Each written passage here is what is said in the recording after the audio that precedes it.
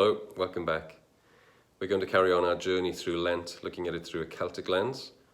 I'm excited today because we're looking at the life of Illtyd.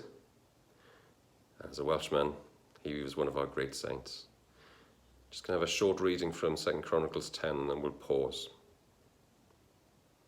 Indeed, we live as human beings, but we do not wage war according to human standards. For the weapons of our warfare are not merely human, but they have divine power to destroy strongholds. We destroy arguments and every proud obstacle raised up against the knowledge of God, and we take every thought captive to obey Christ. We are ready to punish every disobedience when your obedience is complete. Look at what is before your eyes. If you are confident that you belong to Christ, remind yourself of this, that just as you belong to Christ, so also do we. So let's just pause.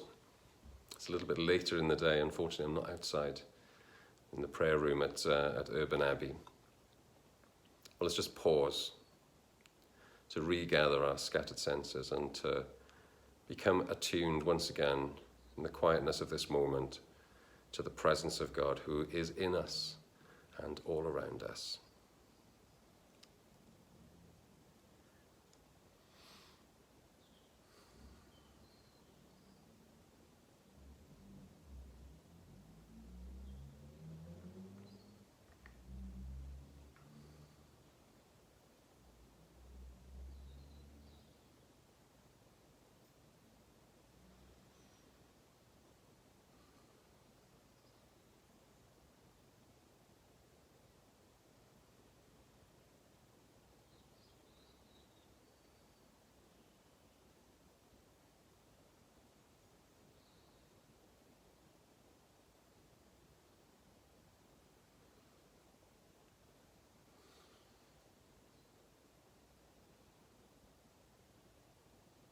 Father, thank you that even in the busiest of our days, and I've had a pretty busy day today,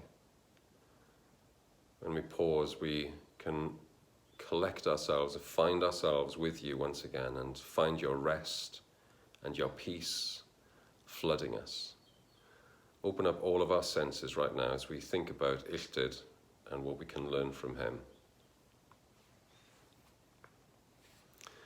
So Illtyd would have been a military leader, and which probably means that he was born into some kind of privilege, some privileged position. It probably was an expectation that he would have been a military leader. And as a leader of a bunch of soldiers, he had to have pretty good standing with his men.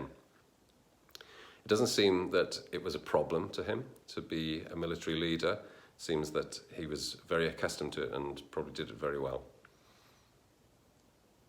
One day, he was out with his men in the hillsides of Wales, and his men had gone ahead of him a little bit and had discovered a hermit, and they were harassing the hermit, giving him a bit of a hard time and making fun of him and treating his belongings, which were very meagre, pretty poorly.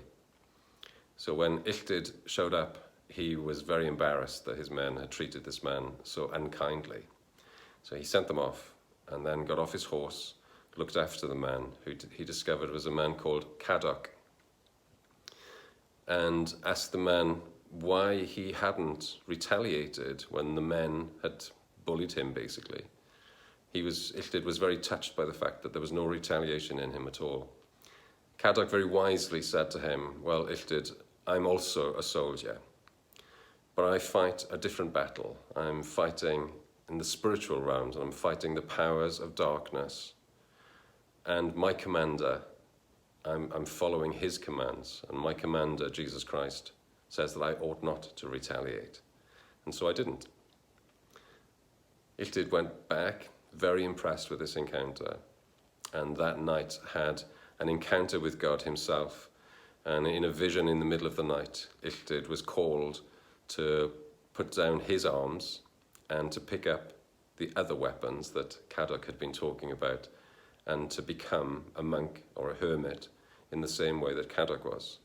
So Illtyd went back to find Cadoc and committed to live with him and to learn from him. So he gave himself to green martyrdom and white martyrdom, as we were talking about last week. And as Iltyd life unfolded, and he set up a monastery himself, and in that monastery he was able to train the likes of David, who ended up being the patron saint of Wales and has all sorts of stories. So we'll take the thought of Iltyd into our short contemplation today. How do you understand the spiritual battle? With what do you fight? Do you try to apply the world's way of doing things to the spiritual conflict, or to life in general, actually? Do you put on the world's armour? Or do you fight with divine weaponry? Let's just open our hearts to the voice of the Spirit speaking gently to us as he directs our lives. Lead us, Holy Spirit, right now.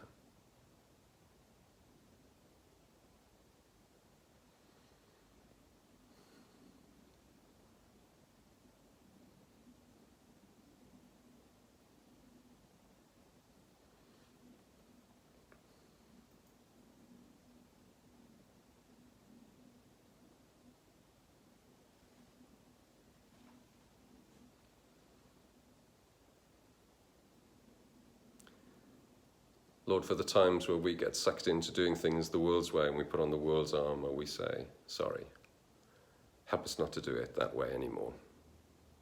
And thank you that you have given us divine power, dunamis, dynamite, with which we can destroy the works of the enemy, we can pull down strongholds, we can bring thoughts to become obedient to Christ.